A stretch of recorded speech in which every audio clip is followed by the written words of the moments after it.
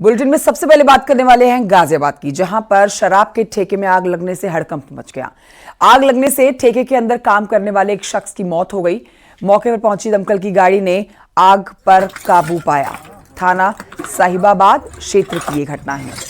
देर रात की तस्वीरें आप देख रहे हैं। साहिबाबाद क्षेत्र की ये घटना,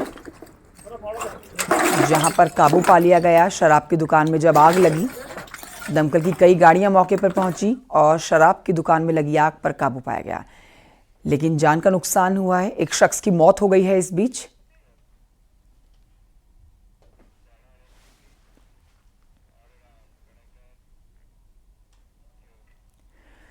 इटावा के एकदिल इलाके के परसुपुरा गांव के पास बेकाबू डंपर की टक्कर लगने से बाइक सवार की मौत हो गई, जबकि दूसरा गंभीर रूप से घायल हो गया है। इस हादसे के बाद आरोपी डंपर चालक फरार हो गया। फिलहाल पुलिस आरोपी की तलाश में लगी है। तस्वीरें आपको दिखा रहे हैं। इटावा में यह दर्दनाक हादसा हुआ। हादसे के बाद आरोपी फिलहाल फरार है, जिसकी तलाश पुलिस कर रही है। एकदिल इलाके के परसुपुरा की घटना, डंपर ने मारी है बाइक को जोरदार टक्कर। बाइक आप देख रहे हैं। इस बाइक पर दो लोग सवार थे, जिसमें से बाइक सवार जो बाइक चला रहा था शख्स, उसकी मौत हो गई है, जबकि उसका साथी गंभीर रूप से घायल है। अस्पताल में इलाज जारी है।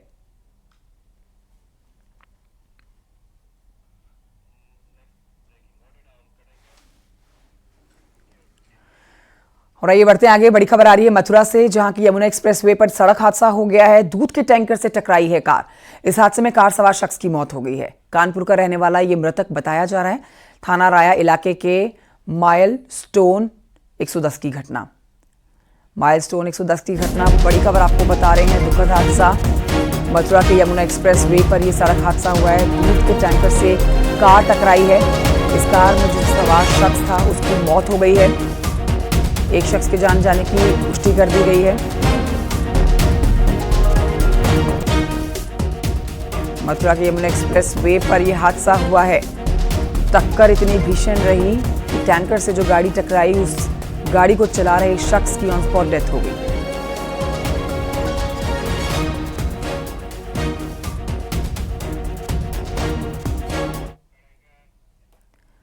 आगे बढ़ रहे हैं, सर्दी के सितम की अब बात करेंगे। उत्तर भारत में सर्दी का सितम जारी है।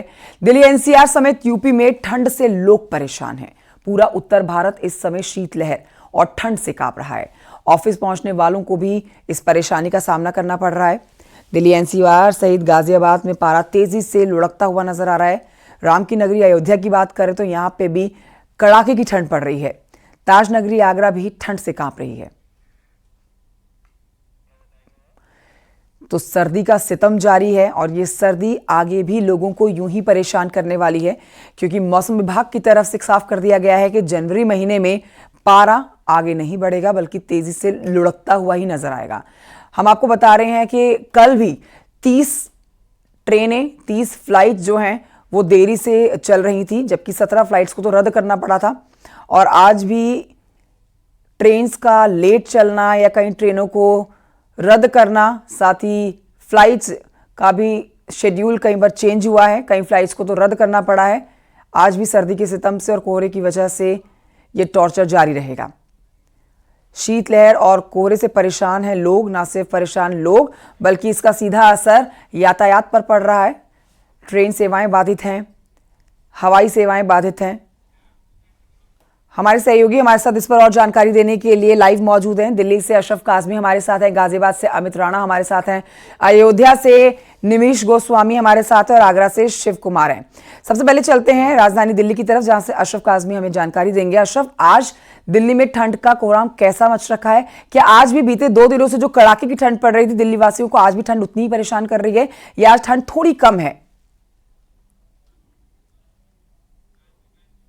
देखिए, ठंड का जो प्रकोप है वो उसमें कहीं कोई बदलाव नहीं है। शीतलहर उसी तरह से चल रही है। आज भी जो सुबह हुई है, दिल्ली वाले कांपते हुए ही उठे हैं, क्योंकि लगातार जो पारा है वो गिर रहा है। आज आधी रात के आसपास दिल्ली एनसीआर में, खासकर दिल्ली में जो पारा था वो करीब 4 डिग्री के आसपास था, लेकिन इस वक्त सुबह 5:30 बजे पारा थोड़ा सा ऊपर हुआ और ये करीब 7.2 दशमलव दर्ज किया गया। लेकिन कोहरे की स्थिति है इस वक्त 8 बजे के आसपास काफी साफ है, कोहरा नहीं है, जबकि रात में घना कोहरा था और जिसकी वजह से हवाई यातायात खासकर वो बहुत ज्यादा प्रभावित हुआ था। जो फ्लाइट्स थी वो कई घंटे डिले हुई और कुछ फ्लाइट्स को कैंसिल करना पड़ा और इसी तरह से रेल यातायात पर भी बहुत गहरा प्रभाव पड़ा है। दिल्ली आने वाली ज्यादातर ट्रेनें अपने निर्धारित समय से कई घंटे लेट चल रही हैं। आप इस वक्त मेरे पीछे ये अक्षरधाम मंदिर देख सकती हैं। यहाँ से आज जो है अक्षरधाम मंदिर करीब करीब साफ नजर आ रहा है। आपको सड़क पर जो यातायात है वो भी अपनी निर्धारित गति से ही चलता नजर आ रहा है। जैसे कि अभी कुछ दिन पहले थी स्थिति के कोहरे की वजह से ये जो रफ्तार थी गाड़ियों की उस पर ब्रेक लगी हुई थी, लेकिन आज काफी स्थिति सुधरी हुई है। स्थिति में थोड़ा बिल्कुल आज कैमरे में तस्वीरें दिख रही है और हल्का फुल्का अक्षरधाम मंदिर भी दिख रहा है। अशरफ काज़मी लौटूंगी मैं, गाजियाबाद चलते हैं। अमित राणा यहाँ से लाइव है हमारे साथ। अमित राणा, दिल्ली वासियों को आज ठंड तो बदस्तूर उतनी ही मिल रही है जितनी बीते कुछ दिनों से लगातार मिल रही है। ठंड में कोई कटौती नहीं है, लेकिन कोहरा आज दिल्ली में नहीं है। गाजियाबाद से कैसी तस्वीरें सामने आई हैं? क्या गाजियाबाद के लोगों को भी आज कोहरा कम मिला लेकिन ठंड उतनी ही मिली जितनी कल, परसों और तरसों 3-4 दिन से लगातार बढ़ती जा रही है? जी कंचन, आपको बताना चाहूंगा कमोवेश गाजियाबाद के भी यही हालात है। रोजाना की तरह आज कोहरे में बेशक कमी देखी गई है, लेकिन जो सर्दी का सितम है वो लगातार लोगों को बदस्तूर परेशान भी कर रहा है। तस्वीरें आपको दिखाना चाहूंगा। बीते कुछ दिनों से जो तस्वीरें धुंधली नजर आ रही थी, जो विजुअलिटी कम थी, आज वो विजुअलिटी एकदम साफ है। इसका मतलब ये है कि कोहरा नाम मात्र के लिए है, जिसके चलते विजुअलिटी आज बढ़ी हुई बेशक नजर आ रही है, लेकिन जो हाड़ कपा देने वाली सर्दी है उससे लोगों को राहत मिलती हुई नजर नहीं आ रही है। लगातार पारा लुढ़क रहा है, जिसकी वजह से सर्दी का सितम बदस्तूर जारी है। वहीं आपको बताना चाहूंगा जो लंबी दूरी की ट्रेनें हैं, अगर गाजियाबाद स्टेशन की बात की जाए तो उनमें से अधिकांश जो ट्रेनें हैं अपने तयशुदा वक्त से लेट चल रही हैं। वहीं दूसरी ओर स्वास्थ्य विभाग का ये कहना है कि ऐसे में जो बुजुर्ग आदमी है, जो हार्ट के पेशेंट है, वो कम से कम बाहर निकले, सुबह मॉर्निंग वॉक को अवॉइड भी करें।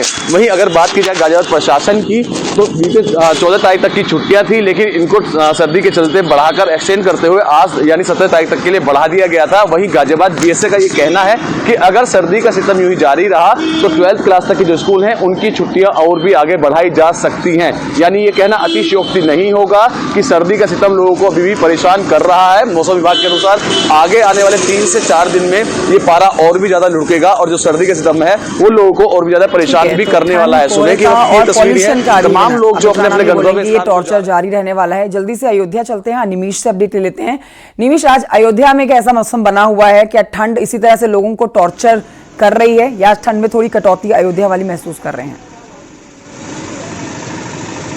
देखिए, ठंड से की बात की जाए तो ठंड का बदस्तूर कहर जारी है और हालांकि कोहरा नहीं पड़ रहा है। जिस जगह मौजूद है ये मुख्य मार्ग है रामपथ और यहाँ पर आप देख लीजिए दूर दराज तक कहीं पर भी कोहरा नहीं दिखेगा, लेकिन ठंड का जो कहर है वो अनवरत जारी है और इसका खासा प्रभाव जो लोग हैं, आम जनमानस हैं, उन पर देखने को पड़ रहा है। हालांकि अभी जो ठंड का असर है वो जो मौसम विभाग का पूर्वानुमान है वो भी 4 से 5 दिन और रहेगा, लेकिन भगवान रामलला चूंकि भव्य मंदिर में आ रहे हैं तो इसलिए रामनगरी का उत्साह इस समय राममय हुआ है, जिसका ठंड पर असर कम पड़ रहा है। हालांकि जैसे जैसे समय बीतेगा 9 बजे से आपको इन सड़कों पर चहलकदमी नजर आने लगेगी, राम भक्त नजर आने लगेंगे, लेकिन फिलहाल मौसम का जो कहर है वो लगातार जारी है। 8 डिग्री पारा इस समय यहाँ पर लुढ़क चुका है और इसके बाद ही ये माना जा रहा है कि आगामी 4 से 5 दिनों तक ये इसी तरीके का मौसम रहेगा।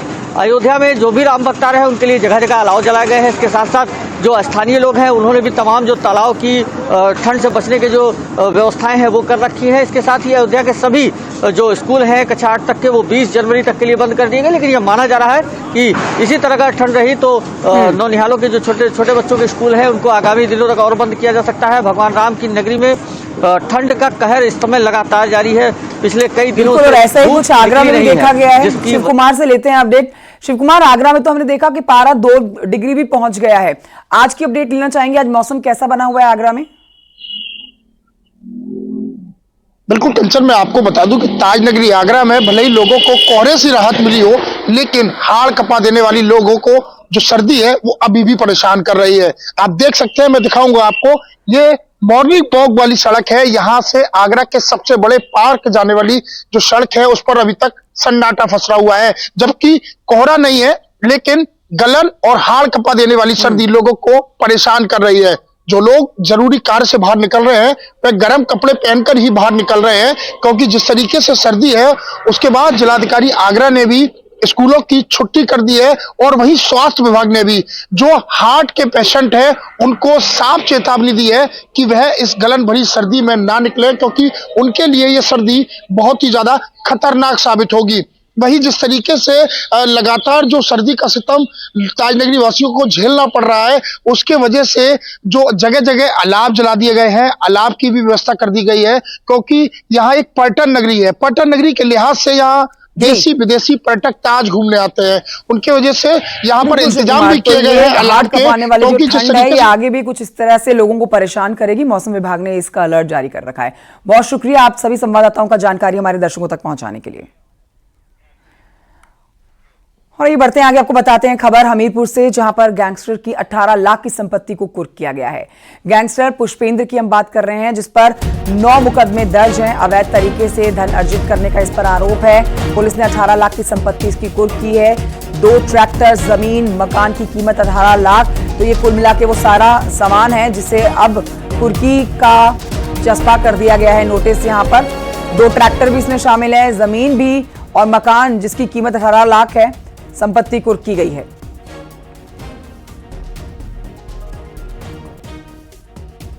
हमीरपुर में मोबाइल्स में गेम खेलने बाद 11वीं के छात्र ने फांसी लगाई है। ये बड़ी खबर आपको बता रहे हैं हमीरपुर से, जहां पर मोबाइल में गेम खेलने के बाद 11वीं का एक स्टूडेंट जिसने फांसी लगा ली। पहले भाइयों के साथ ये खेलता रहा गेम। अकेले कमरे में जाकर गेम खेलते समय इस घटना को उसने अंजाम दिया। सुमेरपुर थाना क्षेत्र के बांकी गांव का मामला है।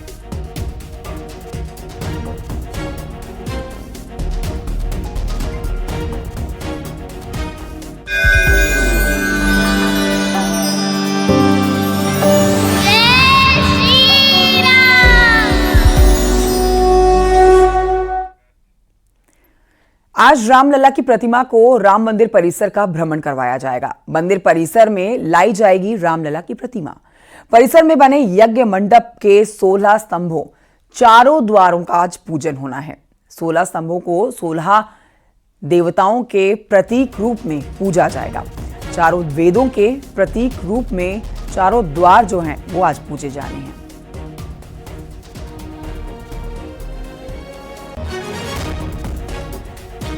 तो आपको ये बड़ी खबर बता रहे हैं आज क्या कार्यक्रम होना है।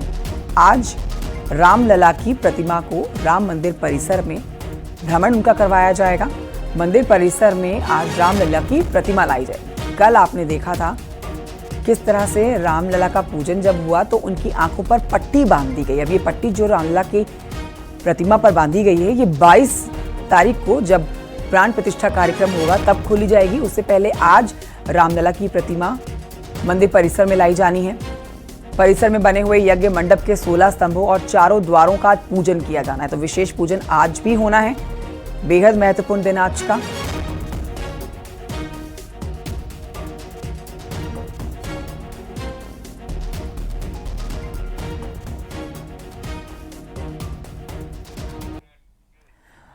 तो आज रामलला की मूर्ति परिसर में प्रवेश करने जा रही है। यहां आपको जानकारी दें कि मैसूरू के शिल्पकार अरुण योगीराज की बनाई प्रतिमा गर्भगृह में स्थापित करने के लिए चुनी गई है।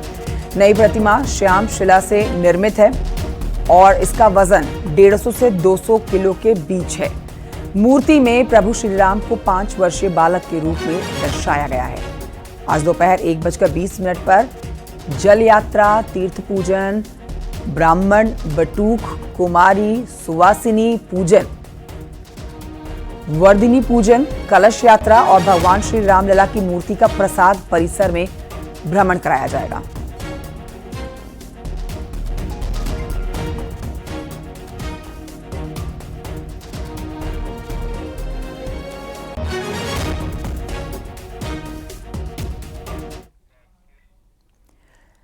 आंध्र प्रदेश में रामलला की प्राण प्रतिष्ठा को लेकर पीएम मोदी ने कहा है कि आजकल पूरा देश राममय है। उन्होंने कहा कि गांधी जी राम राज्य की बात करते थे, लिहाजा राम राज्य का विचार ही सच्चा लोकतंत्र है। राम राज्य में धर्म का स्थान सर्वोपरि। पीएम मोदी ने यह भी कहा है कि उनका 11 दिन का अनुष्ठान चल रहा है। जिसको लेकर आंध्र प्रदेश के पलास मद्रुम कल पहुंचे हुए थे पीएम मोदी, जहां लेपाक्षी के वीरभद्र मंदिर में पीएम मोदी ने पूजन किया और भजन में भी लीन नजर आए। देवी देवताओं की पूजन करती हुई ये तस्वीरें कल की हैं। पीएम मोदी ने श्री राम जय राम भजन का जाप भी किया। 11 दिन का बेहद कठोर अनुष्ठान पीएम मोदी का।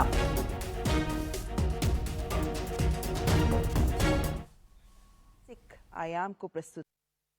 महात्मा गांधी कहते थे कि राम राज्य का विचार ही सच्चे लोकतंत्र का विचार है। गांधी जी ने ऐसा कहने के पीछे वर्षों का उनका अध्ययन था, उनका दर्शन था। राम राज्य यानी एक ऐसा लोकतंत्र जहां हर नागरिक की आवाज सुनी जाती थी और उसे उचित सम्मान मिलता था। राम राज्य वासियों से कहा गया है, जो राम राज्य के निवासी थे, वहां के नागरिक थे, उनके लिए कहा गया है, राम राज्य वासित्वम प्रोच्छस्वते शिरम न्यायार्थम युद्धस्व सर्वेषु समम चर परिपालय दुर्बलम विद्धि धर्मवरम प्रोच्चयस्वते शिरम राम राज्यवासित्वम। अर्थात राम राज्यवासियों, अपना मस्तक ऊंचा रखो, न्याय के लिए लड़ो, सबको समान मानो, कमजोर की रक्षा करो, धर्म को सबसे ऊंचा जानो, अपना मस्तक ऊंचा रखो, तुम राम राज्य के वासी हो।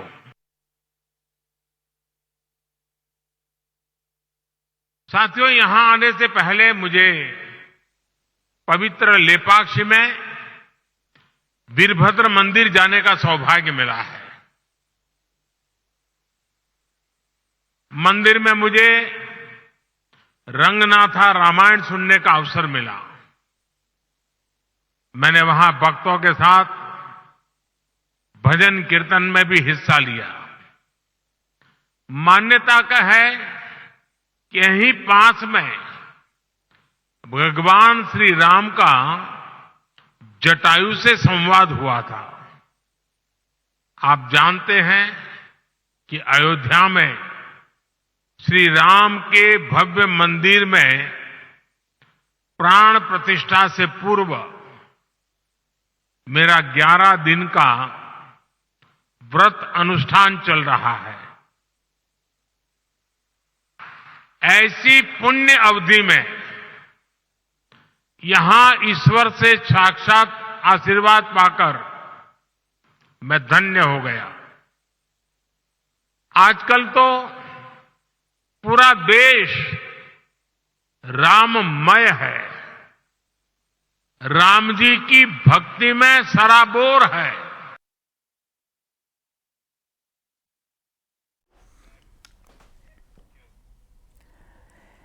लेपाक्षी के वीरभद्र मंदिर में पीएम मोदी भजन में भी लीन नजर आए हैं। पीएम मोदी ने जय श्री राम राम भजन का जाप किया। श्री राम जय राम जय जय राम, श्री राम जय राम जय जय राम, श्री राम जय राम जय जय राम, श्री राम जय राम जय जय राम, श्री राम जय राम जय जय राम।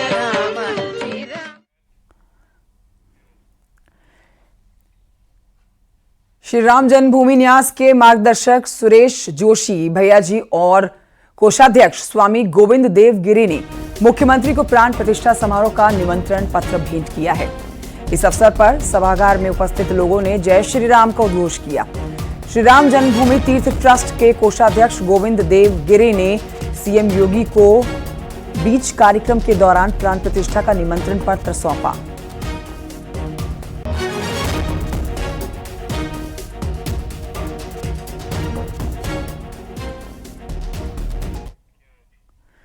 22 जनवरी को अयोध्या में ऐतिहासिक राम मंदिर प्राण प्रतिष्ठा समारोह को लेकर पूरे देश भर में खासा उत्साह है और इसी को लेकर नई दिल्ली के कॉन्स्टिट्यूशन क्लब में राम मंदिर से राम राज्य तक एक डिजिटल वेब सीरीज को लॉन्च किया गया है, जिसमें राम जन्मभूमि संघर्ष को करीब से देखने वाले तमाम लोग मौजूद रहे। प्रमुख रूप से मालिनी अवस्थी, बीजेपी सांसद मनोज तिवारी, वीएचपी के अंतर्राज्यीय अध्यक्ष आलोक कुमार मौजूद रहे।